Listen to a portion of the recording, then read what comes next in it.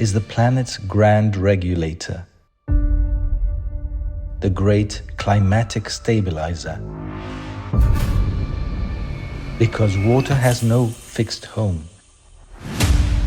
It must endlessly flow to keep our planet alive.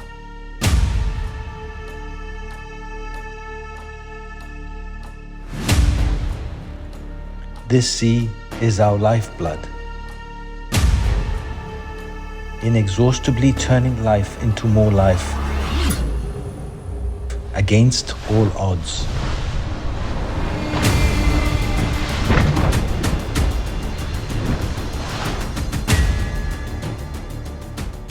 The Strait of Gibraltar, a narrow ribbon of water where two continents meet, a crossroads teeming with life. Today we join forces with the Department of Environment and two impassionate experts on a mission to unlock the secrets of the vibrant ecosystem. Stephen Waugh and Clive Crisp are our guide. Joining alongside them are Rocio Esparra, a cetacean expert, and her partner Estefania Martin, whose keen eyes scan the horizon for signs of marine life.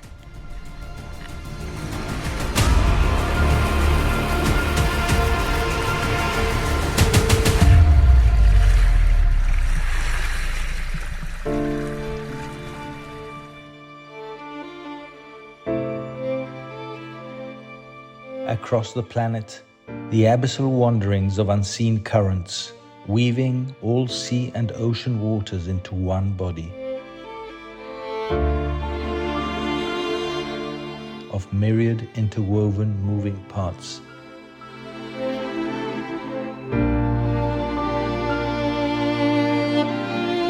We know that you know who we are. We must learn to respect this sanctuary. When we swim, we expose ourselves, just like you when you dive. Down here, what's the difference between you and me? We know that you know who we are.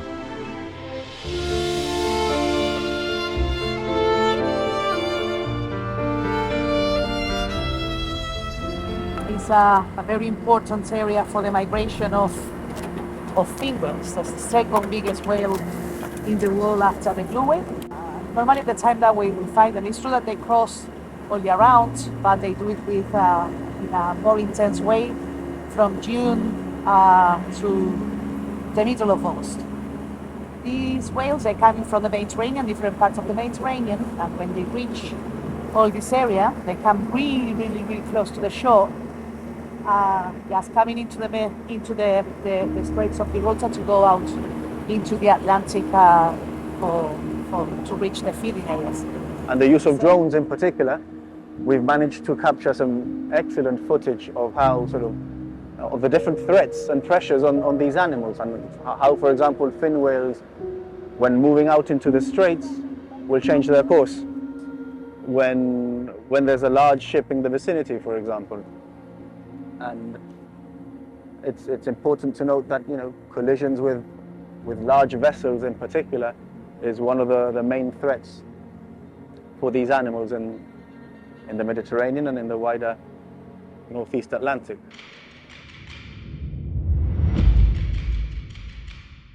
I think it's fair to say that times have changed significantly. I mean, previously fin whales in particular, were actually hunted out in the bay and in the straits, and we still have the remnants of whaling stations across the bay and also across the strait, and the numbers that were being hunted or harvested, like they used to say. I mean, Rocio can probably expand on that, no?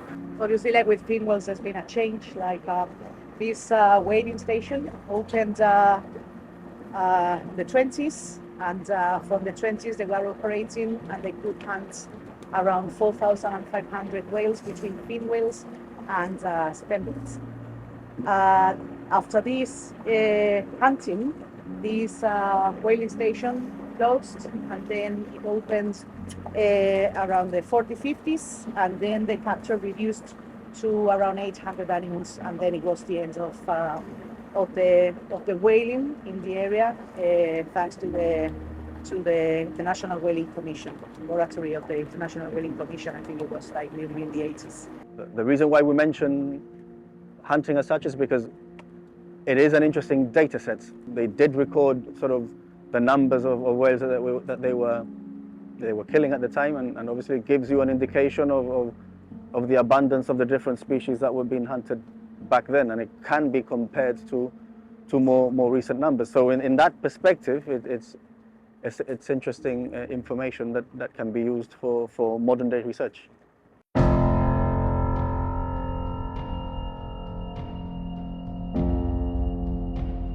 The resilient sea strives hard to heal, to turn its wounds into new life. So often torn to pieces to continue to be whole, this world trips itself in our footsteps, misses heartbeats in our pulse. This sea so desperately needs to be cared for.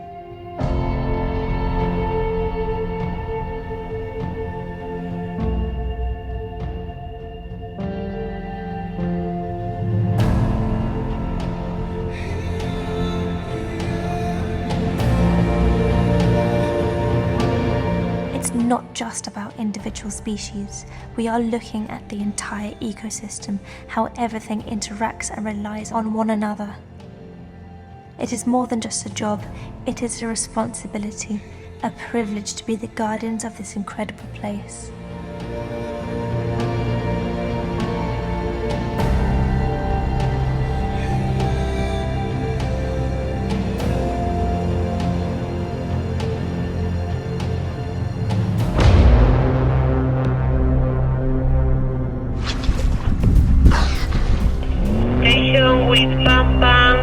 Station with Bang Bang in Gibraltar Strait. 3 o'clock, Nick, 3 o'clock. Yeah, I'm super proud. I mean, the guys have done a tremendous job.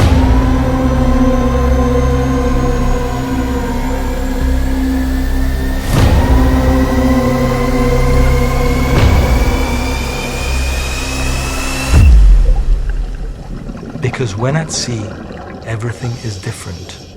Everything has another form.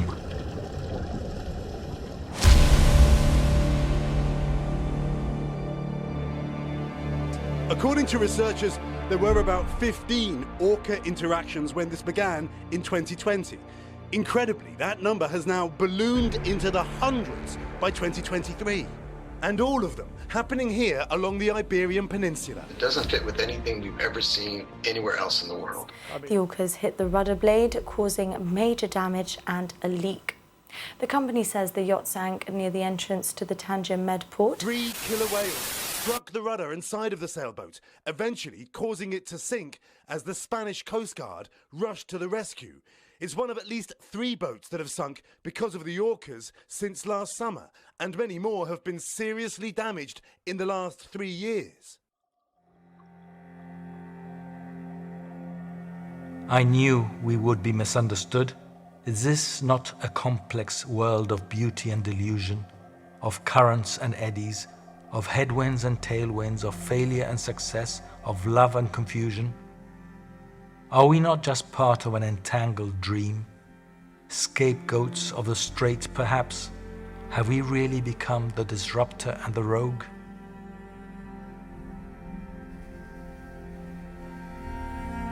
Okay, you're free. The consensus is that Gibraltar's vast marine life has depleted over the last 30 years. Nikki Balban has been exploring the strait for almost the entire time. It's a story of collaboration, of scientists and filmmakers relying on his expertise to capture breathtaking footage and groundbreaking data. In between his good friends, the marine biologist Luis Tagneto, a leading figure in Gibraltar's conservation scene. In our deepest natures, we are frontier-crossing beings. We know this by the stories we tell ourselves, for we are storytelling animals too. We know that the all-encompassing infinite text is out there never to be written. They're there. 3 o'clock, Nick, 3 o'clock. So many episodes are silenced, just disappear from memory, or never make it to the records. We will make do with this handful of precious fragments.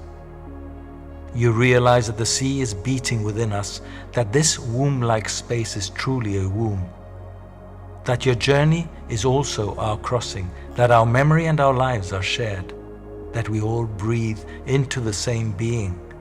I hear you, your surf speaks. Do you hear me?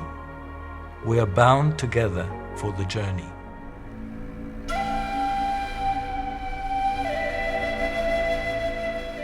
Across the sea's busy highways, interlinking the crossroads of the world's oceans, over 80% of goods traded worldwide travel on board 58,000 cargo ships.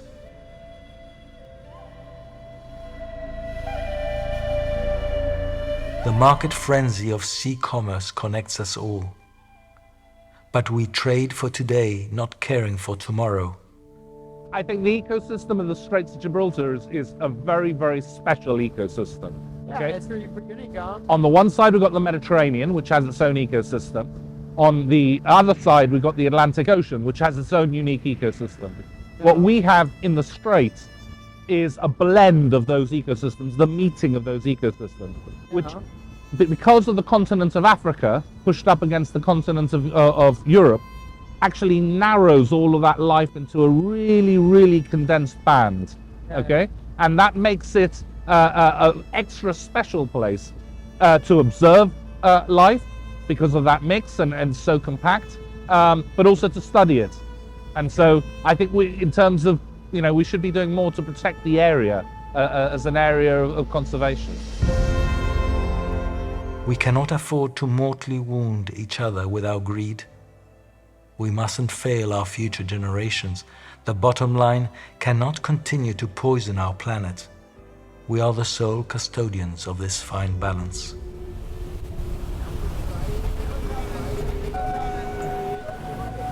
Nick, there's some pilot whales!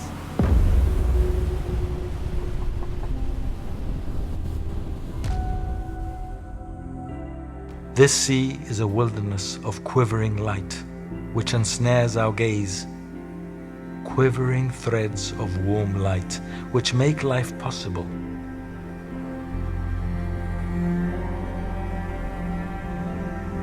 Mira, mira, mira.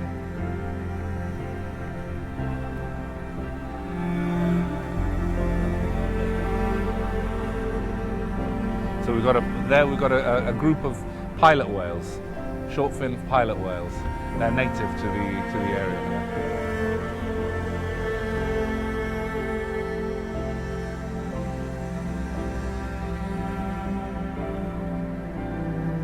How do you see us in this sea of yours? We that activate a part of memory in life's unfolding sense, that imminence which somehow urges to take shape. Because when at sea, everything is different. Everything has another form.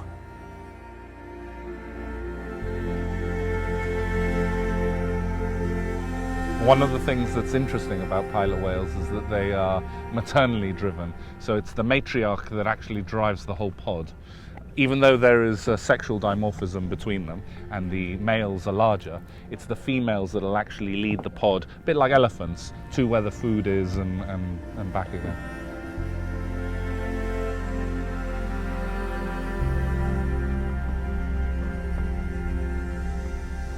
Mi primer contacto con el Estrecho de Gibraltar fue a nivel deportivo. Hice el cruce a nado del estrecho, es una experiencia increíble. Y ahí fui consciente de la fauna y la flora del estrecho. Cuando íbamos nadando, salimos desde la isla de Tarifa y llegamos a África, a Marruecos. En el trayecto cruzamos con delfines, cruzamos con tiburones, cruzamos con un banco de atunes gigantes, barracudas, medusas. La primera vez que una ballena se acercó a mí y tuve la suerte de oírla silbar, eso fue como un antes y un después en mi vida. Hay pocas experiencias que se puedan igualar a la interacción con un cetáceo grande. Cuando se acercan y se paran cerca del barco es como un presentimiento. Ya sabes que ese animal quiere algo contigo. Es algo muy mamífero, es algo que se siente. te mira, se para, se queda esperando y como que deja que entres en su espacio. Te deja acercarse con el barco, se sigue quedando quieta, tú te mueves dentro del barco, metes una mano dentro del agua, pues siempre agarrado al barco porque no está permitido nadar, pues acercarme de la forma más cautelosa que puedo. Cuando los animales están tranquilos, que hay muchas ocasiones en las que los animales interaccionan con nosotros, cuando se acercan, cuando se ven que están tranquilos, cuando se ve que quieren, que nos llaman, que sacan la cabeza para mirarnos y les ves que te están mirando, a veces puedes tener la suerte de acercarte un poco más, de agarrarte al barco y mirar abajo.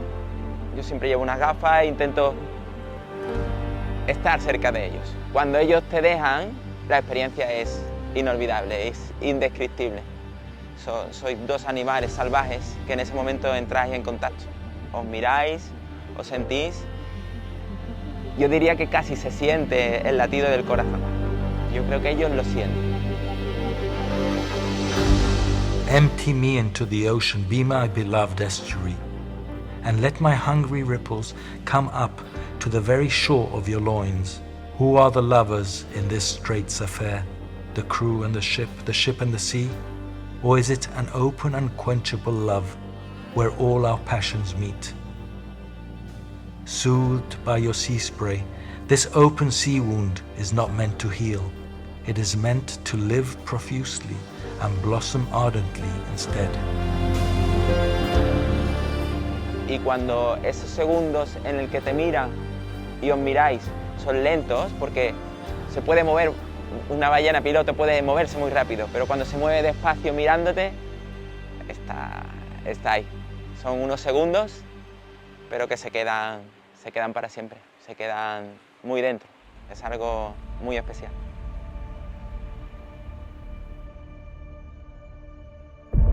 The strait's breath, heavy and cold, obscuring, revealing.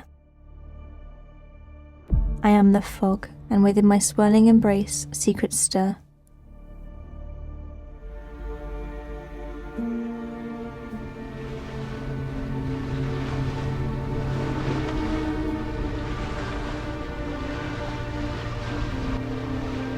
November 17th, 2023.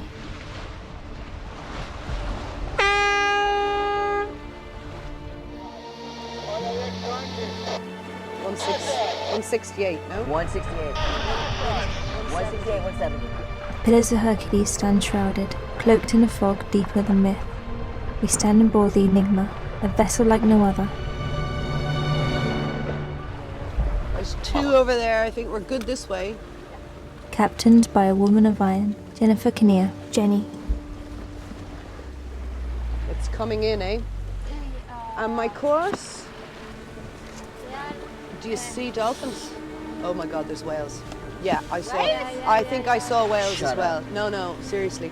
I think I saw a fin. Just on the left-hand side of the sun, I thought I saw a blow. And that fog has come in again. So what's my course now? 148, am I good? A little bit more to the right. To the right, you think, yeah? Yep.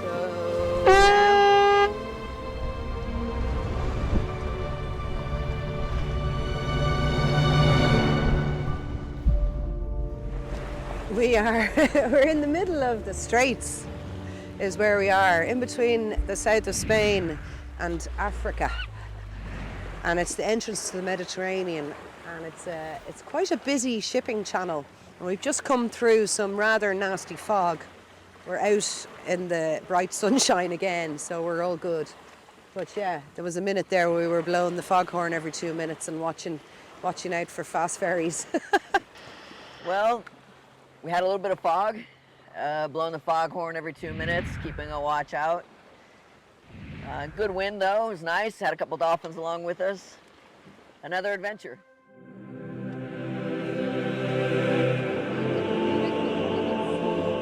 Heading? Headland, see it?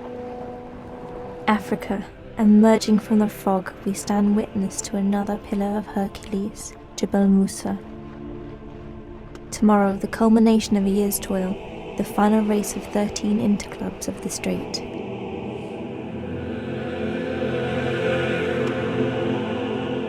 Enigma, battered but undaunted, prepares for her final clash with her nemesis, the mighty Tanjui.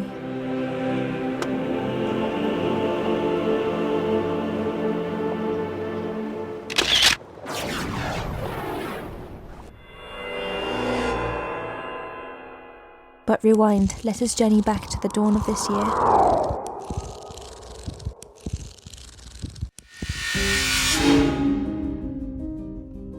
January 10th, 2023, a moment pregnant with hope as Enigma received her final kiss from the land.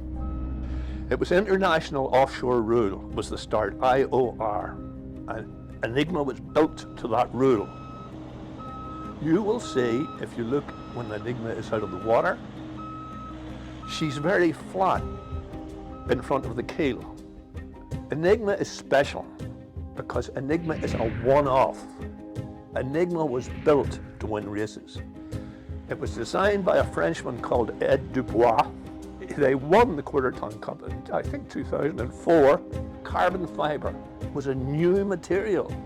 It was very, very expensive. We bought it 45 years ago, and I shipped it out here for Jennifer.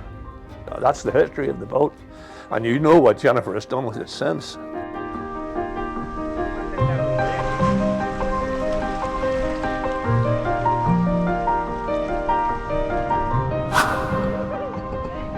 The sky and sea speak to me, sing through me, chant within me.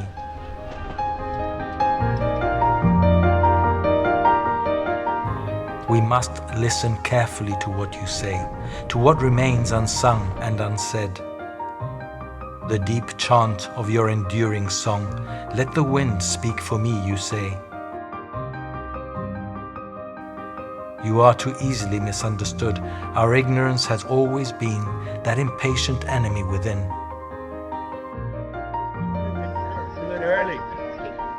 She was learning all the time. Sometimes from me, but sometimes from the people she was sailing with in MERS, whatever. She has been sailing for 40 odd years. So she has a lot of experience. I trust her.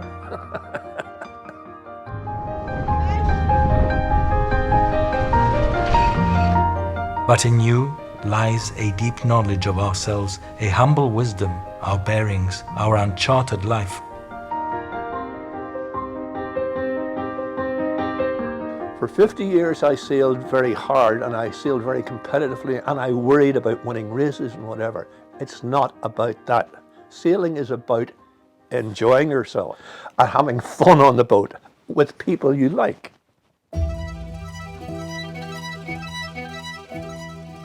Six brothers bound by the sea, etched by 40 years of salt and wind, their legacy written in every track and turn, witness the enduring magic of the friendship and grit in the Strait's embrace. How long have we been sailing together? If we 1985, I think. And we go we used to have a boat called Camel back in the early 90s. No, before that. That was later. We were there before. La Belmo. Belmo. And Sixiora. Sixiora, Sanderling, nearly 40 years.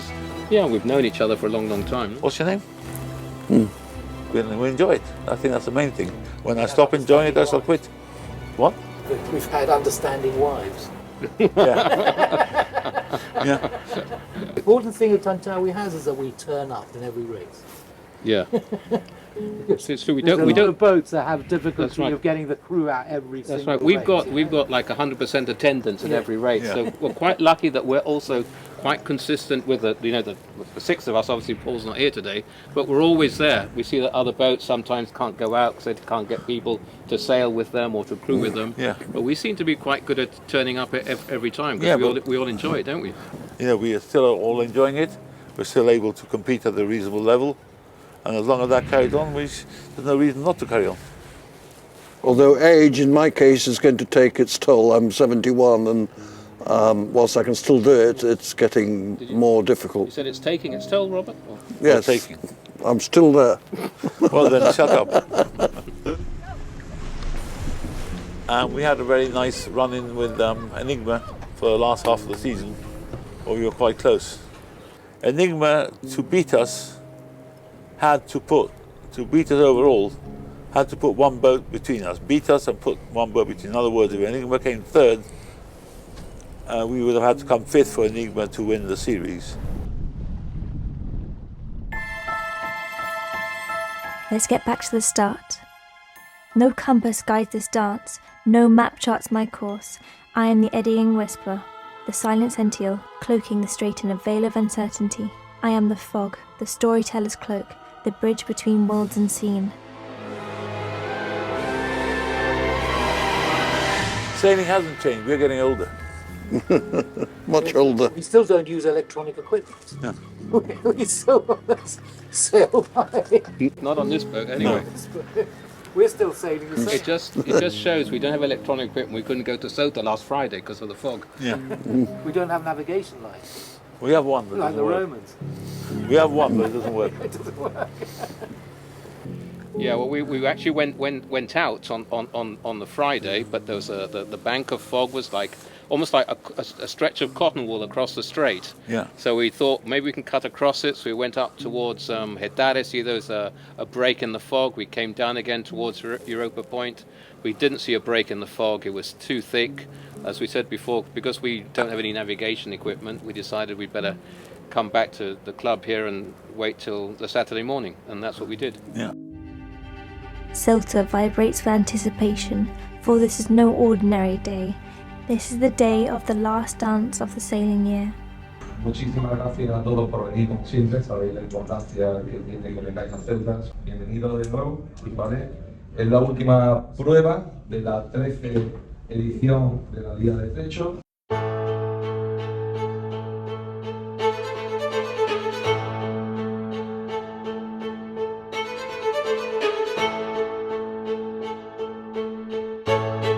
Jennifer's eyes blaze with unwavering focus, years of toil culminating in a single moment.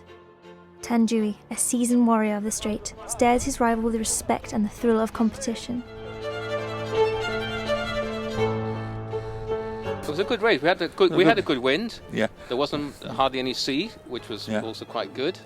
And they started all the classes together at the same time, so it's quite an interesting start seeing Well, they caused so us many a bit, boats. yeah, but that starting everyone at once caused us a bit of a problem at the start. There was one boat, about a 45-footer, that did something which, in my opinion, is incorrect and against the regulation, and they pushed us down the start line when they had no right to do that.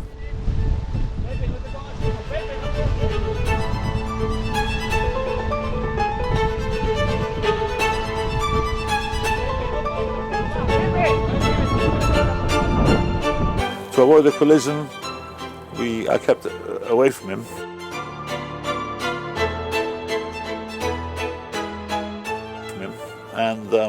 But unfortunately that meant we lost about a minute and a half at the start, which made life more difficult. But we came fourth, so on count back of results, we managed to win. Also to beat Enigma.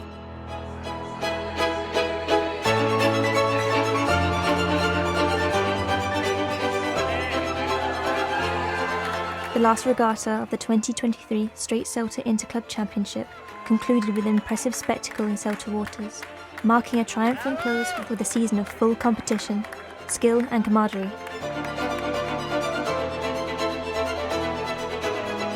We reimagine ourselves. Allow the sea to speak through us. Let me speak through you. We see ourselves reflected wherever we look, in whatever we dream.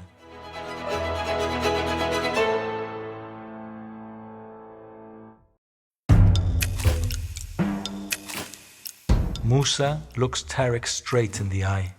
Are we not mere subjects of the free wind and the firm sea? No, the Straits has got a lot of current, a lot of traffic. It's very difficult to sail through the Straits. You know, yachts choose the right day, the right wind, the right current. It's important to realise that the Straits are quite a dangerous bit of water because there are ships going in to the Mediterranean and out of the Mediterranean constantly, and they come through at fast speeds, and you have to avoid them.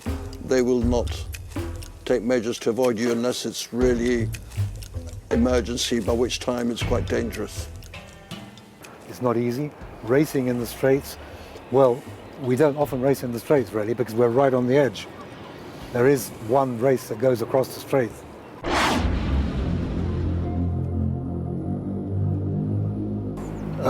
It's a very difficult piece of water to navigate under sail. Very challenging. There's nothing wrong with doing it, but it's just challenging. My name's Jacqueline, and I've been sailing on Obsession today, a boat that's based in Gibraltar. And we had a really good start, so we had a lot of competition today, but we had a great spinnaker run all the way down to past Tarifa. And then once we rounded the mark at Tarifa, we put our... Code zero? No, we put our head sail up. Okay. And then once we got there, we put our code zero up. And flew across the straits. And we flew, and it was the best sail ever. And en route, did you see the dolphins? Dolphins, yes we did. And the turtle. Yes. And the sunfish. Yes, it was fabulous. It was a really nice crossing. No, it was really, really good.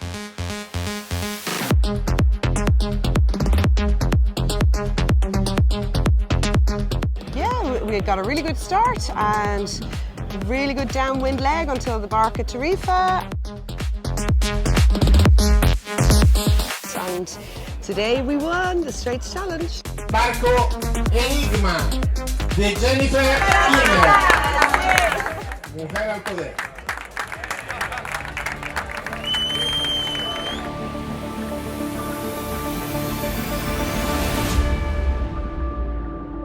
Bueno, este año hemos tenido que tener en cuenta a la hora de hacer el recorrido de la Vuelta al Peñón, que tenemos las orcas por aquí cerca, los barcos de vela están sufriendo ataques en las palas del timón y de hecho la Vuelta al Peñón la hemos cambiado por una baliza situada al este del Peñón pero muy cerquita, no nos hemos querido alejar de tierra precisamente para evitar que las orcas pudieran interactuar con la flota de regata.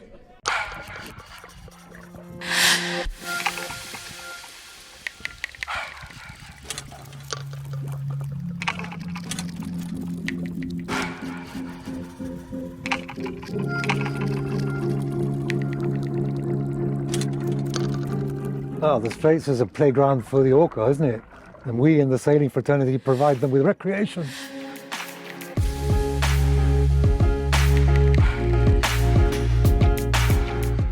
But obviously it's an unpleasant danger, that added danger that one faces in the Straits.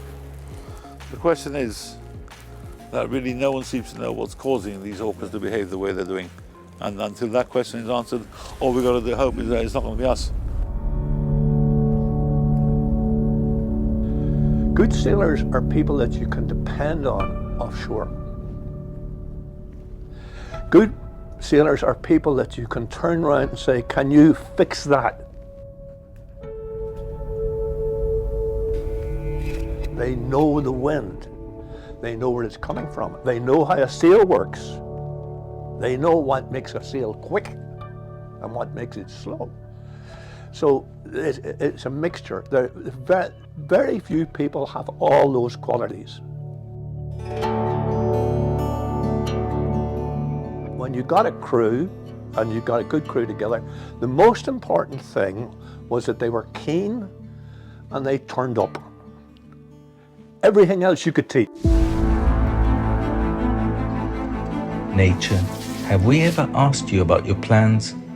As we continue to pour our dreams and ambitions into your space, your sea, your land, prepared to risk our lives so often for little gain.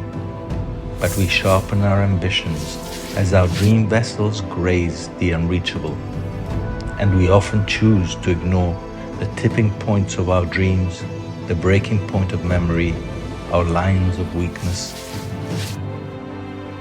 As we harness your great power, so that for a brief time at least, we become so much more than ourselves, having almost forgotten who we are. But always remember that the sea sang first, long before we arrived.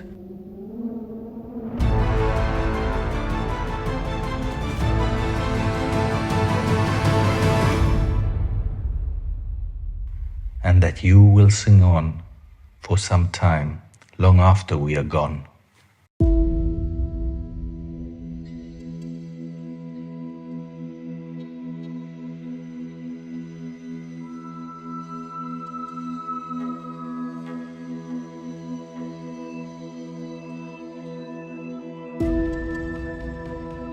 Yacht sailing is often a sight to behold, and it was past this new for the 44 Cup.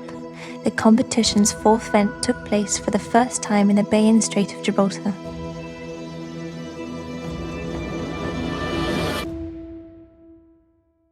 Nine teams from around the world descended on the bay to battle it out across 4 days. Hosted by local Peninsula Racing's John Bassadoni. Oh, it's fantastic to have a home regatta in our marina here, right next to where I live in Gibraltar, and it's just fantastic to sail with the Rock of Gibraltar in the background and all these ships, which is great.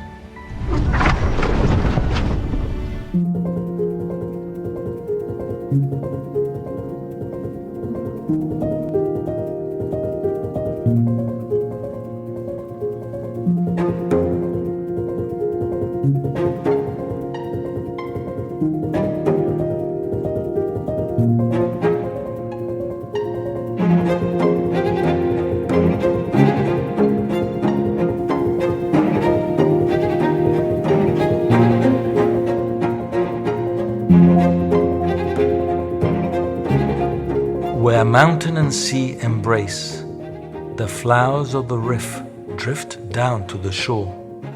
From the Jebala and the Ramara they come, with salt crystals on their lips. Sea flowers of the mountain, mountain flowers of the sea. Myths blend within our deep memory. They tighten the knots and trim our rigging. We begin to grasp the dynamics of this complex environment that shapes us. Deep memory of powerful currents, shelves, shores and trenches.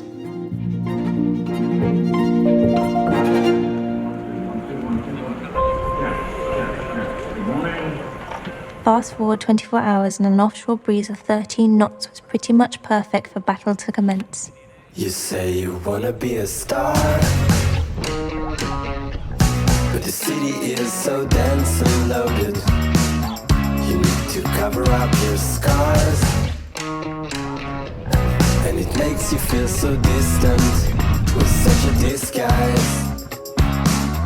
Why don't you leave it all behind and come back home? Home comforts clearly played a part, as John Bassadoni at the helm of Peninsula Racing's team made a really bright start. Black Star from Switzerland and the Left Racing from France also looked good early on, as the wind crept up to 20 plus knots in the gusts. From Vasco all the way to the whole team has done a great job today. It hasn't been easy, but yeah, so big thank you to them.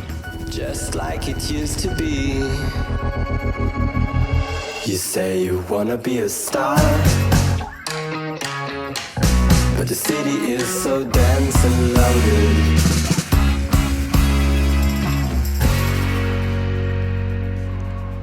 We felt really comfortable. It's nearly one of the first days we sailed in these conditions. I'ma keep winning, winning. I'ma keep winning, winning. I'ma keep winning, winning. You can try to save yourself, but you only gon' play yourself. You can try to save yourself, but you only gon' play yourself. You can try to save yourself, but you only gon' play yourself. You can try to save yourself, but you only gon' play yourself. Yeah, you gon' need 100 men, 100 scopes, 100 cans, just for you to watch what I'm doing under the sun again. God-given gift, MC's doing the running man. If you want me to get it poppin', may cost 100 pence. Day 2 was non-stop drama. Heavy rains engulfed the fleet and reduced visibility to a matter of meters, not to mention the wind. Crews reported measuring gusts of almost 40 knots. The squall was so violent it tore up the wand from the Left Racing's masthead. The race, unsurprisingly, was abandoned. Saturday, the racing was due to start again at midday, with lighter winds forecast. But if the competition had taught us anything thus far, it was to expect the unexpected. The Strait never sleeps. Big winds were forecast.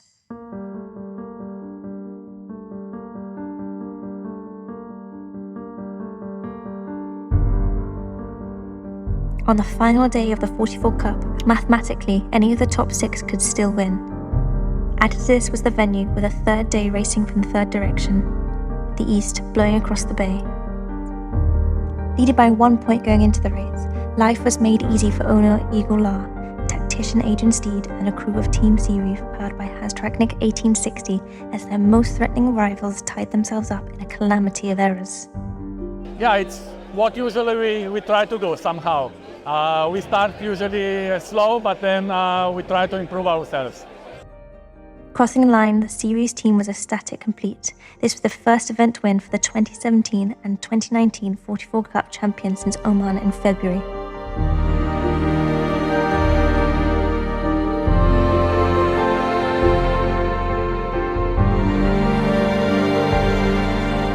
With 2 breezy days, 1 light, and wind from virtually every direction, the 44 Cup first ever event in the shadow of the Rock of Gibraltar was considered a great success. This was especially so, given the first-class hospitality offered by John Bassadoni's Peninsula Racing team.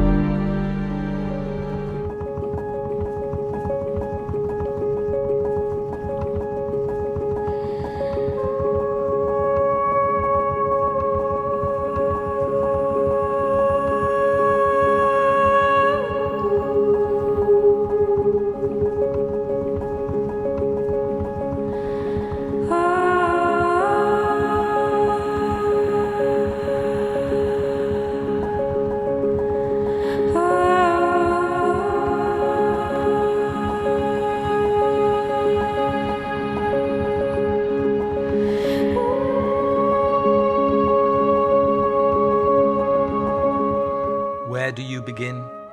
Where do you end? To enter the sea at night, to be swallowed whole, to be one with you for a short while, as if invited into memory's artificial reefs, sharpened by our beams of light, to meet our nocturnal underwater selves, to let the cosmos unfold on the seabed.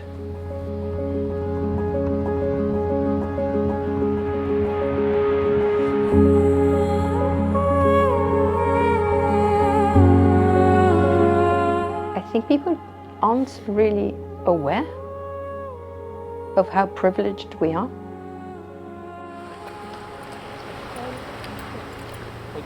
Yep.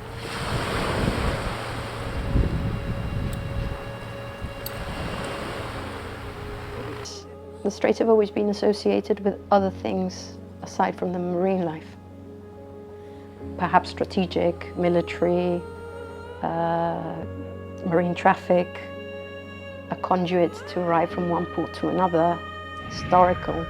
But I don't think people are totally aware of the beauty of the Straits and the marine life.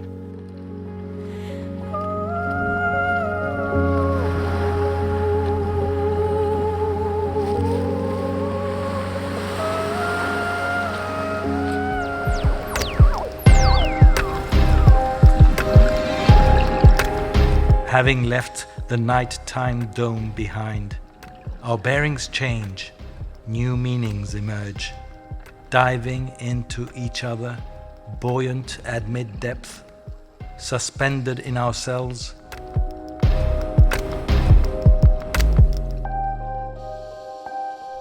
We like to dive at night, and crazy as it may seem, at nighttime is when everything comes to life.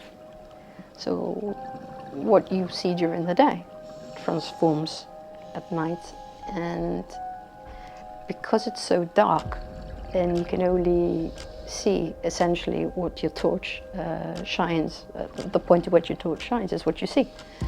Aside from phosphorescent, which is quite beautiful, the colors, it just bursts and you are able to enjoy the marine life a lot more. They're in hunting mode, you can see them hunt. Whereas otherwise, perhaps they'd be finding a shelter during the day. At night, they may be roaming freely on their hunts, so you're able to see the interaction with other creatures and learn a lot more about the species.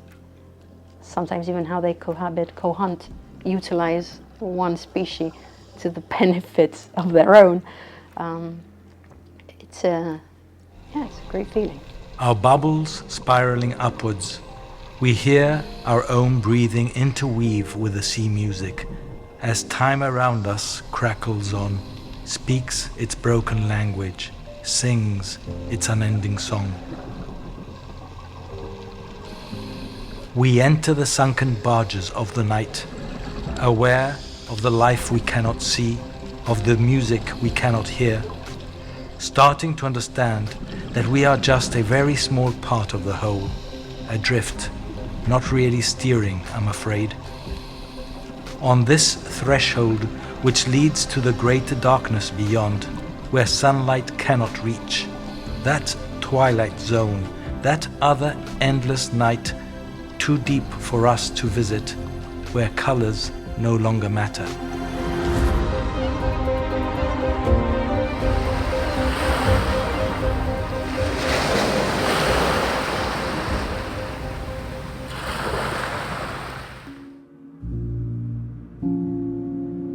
At sea, horizons shift, things unravel. No path is safe. The uncertain sea makes us who we are, unfolds us into another self. Yet life is about edges, about sudden gusts, about tightening knots, about the unforeseen, about that caress which changes the pace of time. Okay, all set? Down? You bring the line that holds it to the back, and you've got the dirty slime line, yeah? Which nobody wants to touch. Oh, nice. Good to go. Okay, Andrew, Ryan, and Andre. Let's collect all the fenders in. We've gone down on this side, so. How did I end up here, tirelessly crisscrossing the sea, caressing these two continents which know each other so well? Some of us just need the sea to anchor us in the world so that we can somehow look ahead. Strangely, we need you to give meaning to our lives. What can you tell us about ourselves? Who can explain the firm hold the sea has on me, and you know that it won't let go? You and I are the people of the Strait. Our lives and our stories have been flowing back and forth across its shores for thousands of years and remains untold. We must strive hard to better understand the sea and question further what our relationship with it should be. Let's stop dragging our feet. Let's stop looking the other way.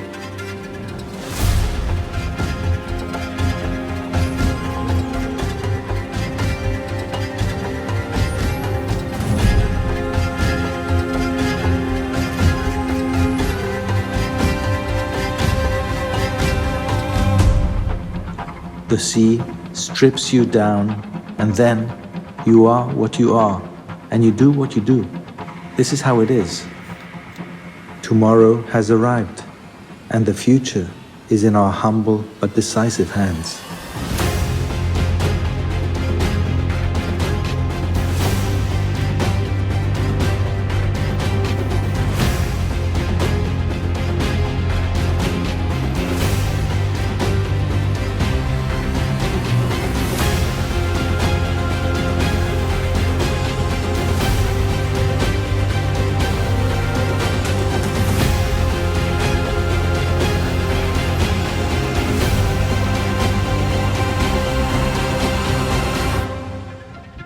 And the instrumentation we have these days, I can tell that we're not going to pass closer than 300 meters from him, even if we go in front. Yeah, so we're pretty much halfway across. That's Ceuta down here, that's us, that's Gibraltar. And these black triangles is traffic. So generally big boats that are crossing the straits at right angles to us. I think we're wrecking the planet. That's my view. I mean, I get depressed by seeing how much plastic I see floating in the sea. If you enter the Mediterranean, once you get past Malaga, you don't see much sea life. I've only east of Malaga, in a whole month, I only saw one dolphin close to an Italian port. That was it. As soon as you get to the Straits, it's teeming with life. It's teeming with dolphins, pilot whales, sometimes fin whales.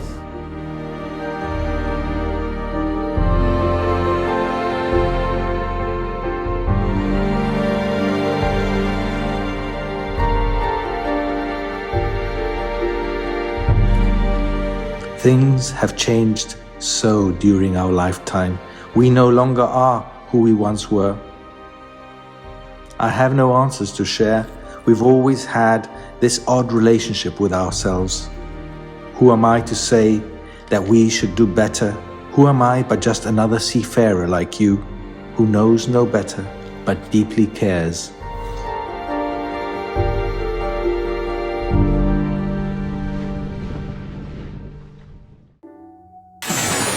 The salvage of the beached bulk carrier OS-35 is to begin, with logistical planning underway. Camp Bay and Little Bay closed after an oil spill from the tanker Gas Venus.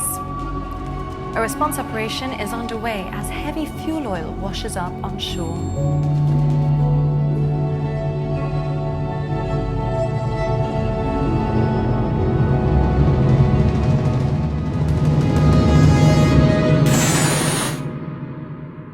What we've got to remember is that the AM Ghent was in February 21. The OS-35 was in August 2022. And this is now the latest one, 2023. It's 3 in a row. Whilst it's not a long-term trend by any means, it's worrying.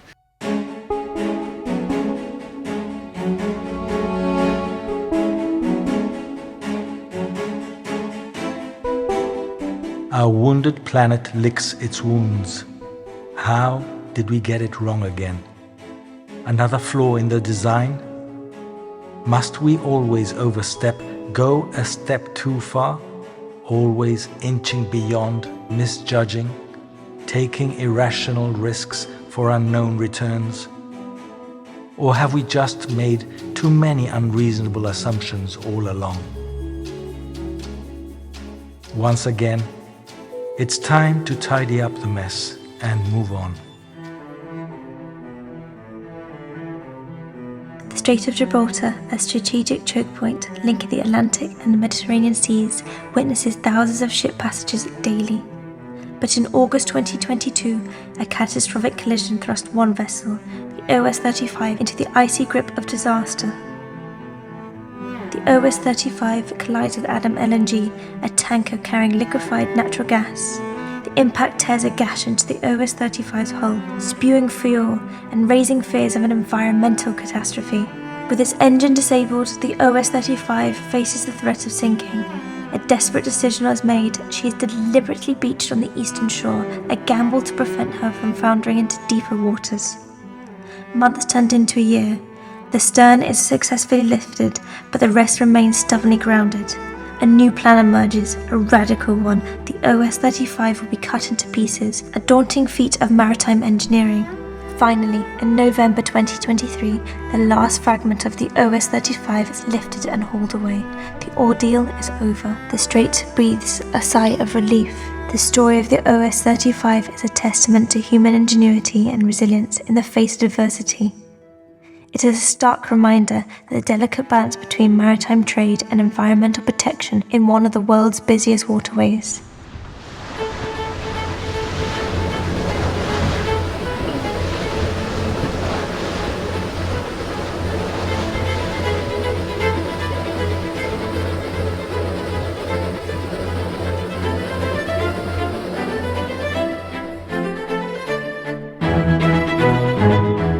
this area in particular is more or less where the OS-35 was grounded, which was a difficult time for us in terms of all the work that was, all the counter-pollution work that was carried out, and also the surveillance work that was carried out in terms of monitoring any impacts on wildlife, on seabirds in particular. And we relied a lot on the network of wildlife observers that were feeding us information on a daily basis. And we were ready in case things took a turn for the worse.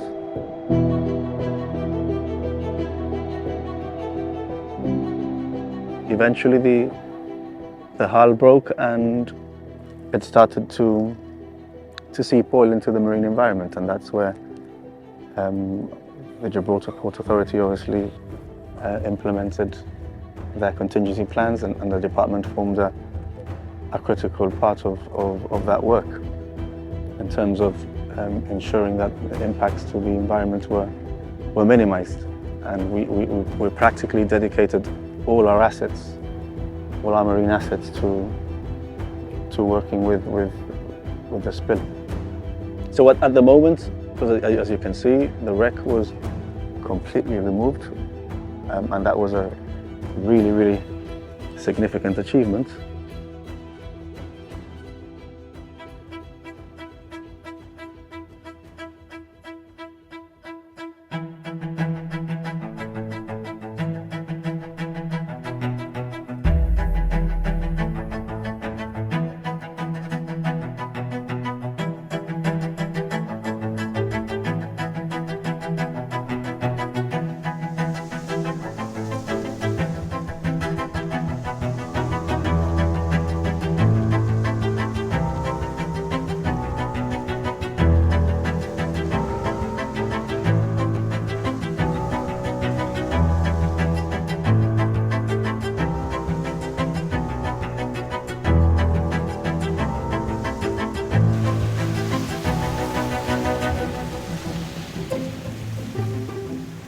Marine and digital technologies have transformed our ports and sea routes, the way we plan ahead, how our vessels navigate, the way sea cargo moves across our planet.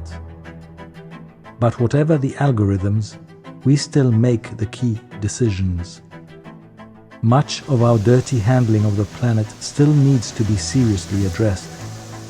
Our decisions are not backed by coordinated action and commitment. So we're here at Roja Bay and we are tackling the oil spill from the gas Venus.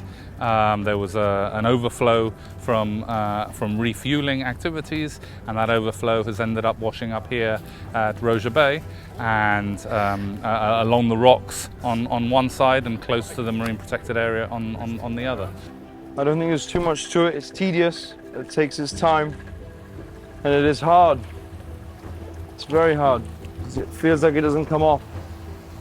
And although it doesn't appear as if too much is being done, because the oil is still evident on the surface of the rock because of the staining, what we're trying to do is we're trying to remove the excess that could be washed off back into the sea. And that's important to, in terms of that vertical mixing of the oil and in the filter feeders that might be affected by that oil. Mostly debris that we found in between the rocks, like rubbish and plastic, which is covered in oil. And also we have pads that go on top of the surface of water, which again, they absorb oil. So this is just all the waste.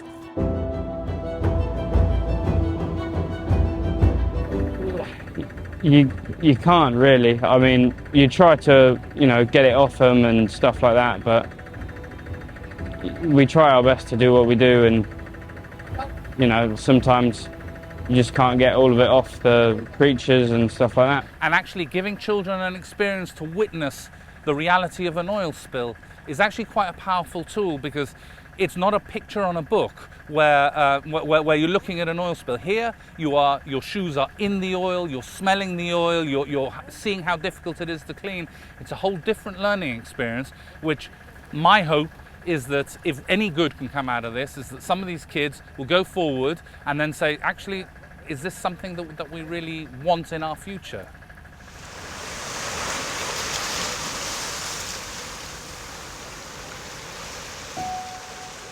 For too long, we've been blowing bubbles, seeking and protecting loopholes, exploiting blind spots. Our different interests pulling us in different directions. Too many crucial decisions end up on the back burner.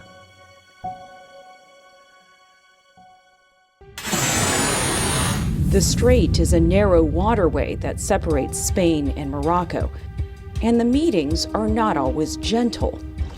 Just last month, killer whales surrounding a boat sailing through the Strait of Gibraltar. A group of orcas, better known as killer whales, they appear to be attacking and even sinking some boats off the coasts of Portugal and Spain. The question this morning, why? Yeah. And there'd been such a big hype about the media with regards to negative publicity concerning the orcas. To a certain extent, I wanted to demonstrate that that was not the case, because I had already shared that experience in Norway. Not at any point did I feel threatened in any shape or form, even at times when I was surrounded by juvenile orcas, which generally, you know, the mother tends to be a little bit more protective.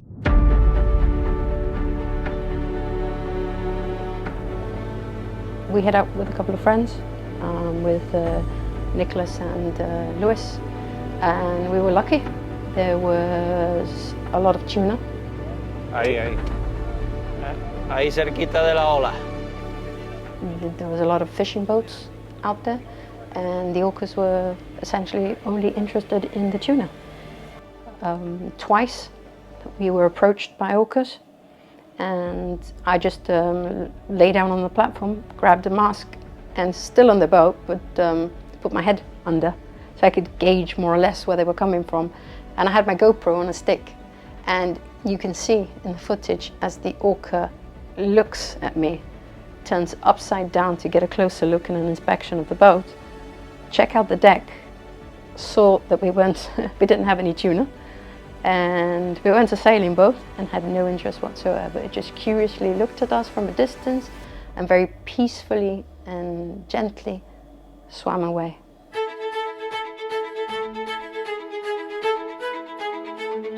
It was 2008 when I had some friends over from the UK wanting to dive with blue sharks in the med side. Because of the wind, we weren't able to go there. We decided to go look for pilot whales in the Straits. So basically we headed out to the Straits, we found the pilot whales. We spent the whole afternoon with the pilot whales, something that hasn't been seen before by a lot of people. They took videos, they took underwater footage.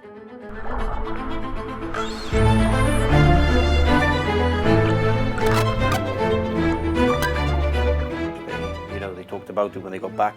That's where it all started. One of the things that came out of that trip, which really surprised myself and AJ, was that Chris and Danny and Drew are all very experienced whalemen, and they've dived with whales all over the world. And they were raving about Nick's uncanny ability to find the whale so quickly. The year after that, we had marine biologists, people very big in the underwater photography world. They actually described it as the Serengeti of the oceans. On our first group, one of the guys that came was a guy called Andrew Sutton. He made a short documentary. Basically, it was to create awareness and try to protect the pilot whales in the Faroe Islands. But of course, the getting footage of pilot whales in the Faroe Islands was very difficult for him. And he just came to Gib, and within a couple of days he had all the footage that he needed to do this documentary. That came out, I think it was 2015. It was narrated by David Attenborough.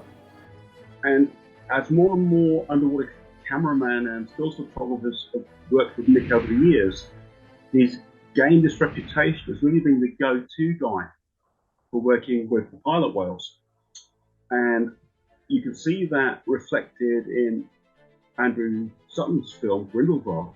And from him, I met another guy that I now consider to be a good friend, Ran Levi Yamamori. He contacted Andrew Sutton because he knew about his documentary, and he came over they both came over one year, and we got out to the Straits, and he was able to film all he wanted or he needed, and that film was called Bridge in Troubled Waters. And again, it's another documentary also trying to protect the whales in the Faroe Islands. And he got more in a week here than in a few days here than what he had done in years.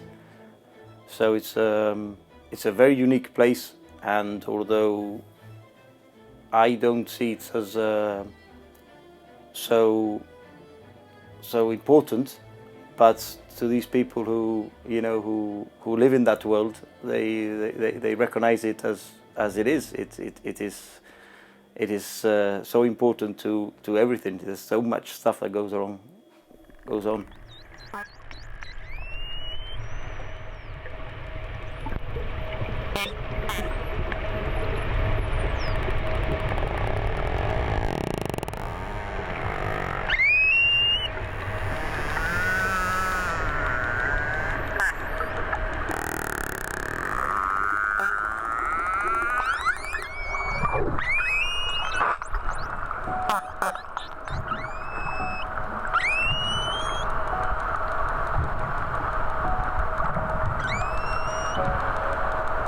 I think it's really important to publicise what goes on in the Straits. People protect what they care about, and many Gibraltarians are completely unaware of what really happened in that superhighway that's feeding past the rock. Now, what you've done with your series, The Strait Never Sleeps, what the guys at the university, what Clive is doing, and what Lewis is doing, especially working with Nick, with the pole cam, showing people the pilot whales, showing them the orcas, it's very important. Now, hopefully, with the films that Andrew has made and Rand has made, that is starting to create interest with the major wildlife companies, and there are a number of programs that are in pre-production that I'm hoping will take an interest in working in the Straits. As you shed light on what once was hidden from us and unseen, the unthinkable is being achieved with your tireless activism. The striking and unforgettable images of the deep you share with us are helping to shape better policies and urgent actions that are required. Years ago, Cousteau saw it very clearly and said, "The sea, the great unifier, is our only hope." We must do much more to protect and care for the sea, for it is nothing else but a vital extension of ourselves. We are mid-song. So much more remains to be unraveled. Our exciting journey must continue. Just a brief stop will be required. We'll be back before long. Yes, we'll be back before long.